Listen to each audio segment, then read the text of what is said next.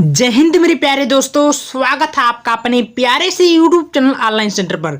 तो मेरे प्यारे दोस्तों, आज की क्लास में, आज की सेशन में मैं आप सभी को क्लास 12 हिंदी का मोस्ट इंपॉर्टेंट सारांश लेकर आ चुका हूं। स्टूडेंट, ये होता हमारा पंचलाइट कहानी का सारांश, जो कि आपके बोर्ड एग्जाम में 100% ये आना फिक्स है, ठीक ना। और मैं आपको खूब आसान तरीके से ये सारांश को स्पष्ट करने वाला हूँ, एक्सप्लेन करने वाला हूँ, और आपको एक एक करके समझा दूंगा। और उसके बाद में आप लोग अपने एग्जाम में बहुत आसानी से 2 पेज का 1 पेज के लिख कर आओगे। भाई बहुत आसान सारांश है, इसको आप लोग थोड़ा ध्यान समझिएगा। मैं बहुत आसान शब्दों में इसको समझाऊंगा एंड बदलाऊंगा, ठीक ना। आप लोग इस वीडियो को थोड़ा ध्यान से देखिए। वीडियो पसंद आए वीडियो को लाइक करना, चैनल पर नए चैनल को सब्सक्राइब कर लीजिएगा, ठीक ना। तो मेरे प्यारे स्टूडेंट, देखिए मैं आपको शॉर्टकट में पहले बता देता हूँ। यह पंचलाइट कहानी का सारांश है। इसके जो लेखक है ये फणीश्वर नाथ रेणु जी हैं, जिसके कहा है जो गोधन नामक एक लड़का है जो कि मुनरी नामक लड़की से प्यार करता है, और मुनरी की मम्मी थी गुलरी काकी, ठीक है ना। और वो एक जो मेन इसमें वाक्य है पंचलाइट। पंचलाइट स्टूडेंट ये होता है लालटेन, ठीक ना। अब इसी कहानी पर आधारित किया है, अब इसी कहानी पर पूरा बताया गया इसी के बारे में। चलिए वीडियो को एक बार शानदार तरीके से यहाँ पर शुरू करते हैं। तो हमने स्टूडेंट यहाँ पर बताया, जो लेखक का राइटर है फणीश्वर नाथ रेणु जी, एक कहानी का यानी कि पंचलाइट कहानी का सारांश जो लिखे हैं। एंड ये मुनरी थी, ये लड़की थी, गोधन लड़का यानी प्रेमी प्रेमिका, समझ लीजिएगा। और पंचलाइट जो था ये था हमारा गुंडा विलेन। इन्हीं के कारण सब हमारा चौपट चार हुआ था, ठीक ना। समझ में आई। तो ये कहानी इस पे आधारित है। चलिए इस कहानी को एक बार शानदार तरीके से मजे के साथ हम लोग लेते हैं और करते हैं। तो देखिए यहाँ पर बोला है कि यह कहानी फणीश्वर नाथ रेणु जी द्वारा रचित हिंदी के प्रसिद्ध आंचलिक कथाकार है। यानी कि जो लिखा गया है, ये फणीश्वर नाथ रेणु के द्वारा यह कहानी लिखा गया। और यह कहानी बिहार राज्य का है। कहाँ का स्टूडेंट? बिहार राज्य का सजीव चित्रण किया गया। यानी कि ये जो घटना घटी हुई है ये सचमुच घटी है बिहार राज्य में।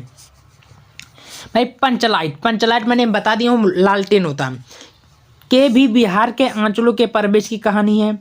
गोधन नाम का एक लड़का रहता था। आप लोग लड़का मैंने थोड़ा बनाकर अपने शब्दों में लिखा हूँ शॉर्टकट में, तो आप लोग थोड़ा अच्छे से लिख लीजिएगा एग्जाम में।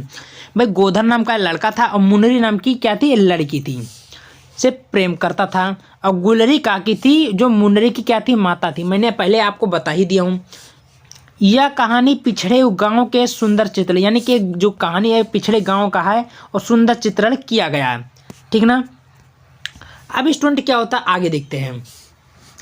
हाँ, पिछड़े गांव का सुंदर चित्रण किया गया है। महाती टोला। देखिए जो हेडिंग आपको मैं लिखने का तरीका भी बता रहा हूँ। बोर्ड एग्जाम में आप कभी भी या कोई भी एग्जाम में आपको जब लिखने का बात आती है तो जो मेन हेडिंग है मैं एक बार फिर से बता देना चाहता हूँ। देखिए जैसे कि फणीश्वर नाथ रेणु जी हैं, पंचलाइट हो गया, गोधन हो गया, महाती टोली हो गया, पेट्रोमैक्स हो गया, पंचलाइट हो गया, मुनरी गुलरी हो गया। ये हेडिंग आपको थोड़ा अच्छे डार्क हाईलाइट कर देनी है, करके समझ में आ गया कि एग्जामिनर को लगे आपने सही तरीके से लिखा है, ठीक। तो इस तरह लिखोगे भाई पूरे के पूरे नंबर आपको मिलने वाले हैं।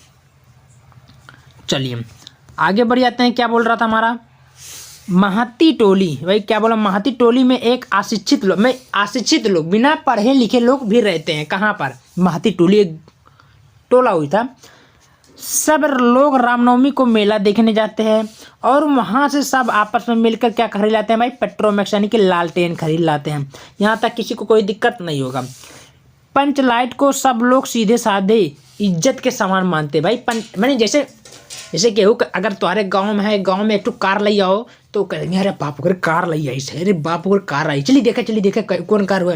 तो ऐसे पेट्रोमैक्स जो था, लालटेन भी था। ऐसे सब लोग उसको अगर कोई खरीद लाता एक लोग तो उसको कहे बाबू को लालटेन आएगा, पेट्रोमैक्स आएगा, चलिए। तो सब लोग आपस में गांव वाले मिलकर घर पे पहुंच जाते हैं और उसको खरीद लाते हैं, ठीक ना। अब क्या होता है भाई, हाँ सब लोग सीधे सामान का मानते हैं और सब मिलकर घर ले आते हैं। और जब घर ले आते हैं तो बूढ़ी और छोटे छोटे बच्चे सब लोग गाँव के बिटुर के इकट्ठा होकर इसके देखने के लिए सब लोग आ जाते हैं।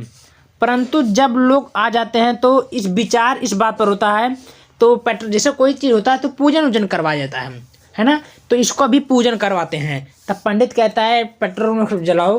तब इसी बात पे सब लोग क्या करते हैं, विचार कहते हैं भाई कि पेट्रोमैक्स जलाएगा कौन।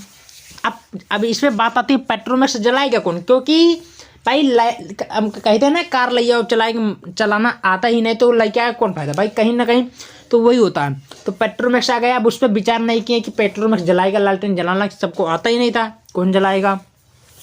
अब इस पे क्या होता है, तो चलाना कौन जाता है, केवल गोधन, जो कि उसे सब लोग बाहर घर से बाहर निकाल दे रहे हैं। काहे निकाल दे रहे हैं कि वो जब बाहर जाता था, यहाँ से ध्यान से सुनिए, जब वो बाहर जाता है तो मुनरी के घर से गाना यानी कि सलीमा का गाना भोजपुरी गाना गाकर निकलता था।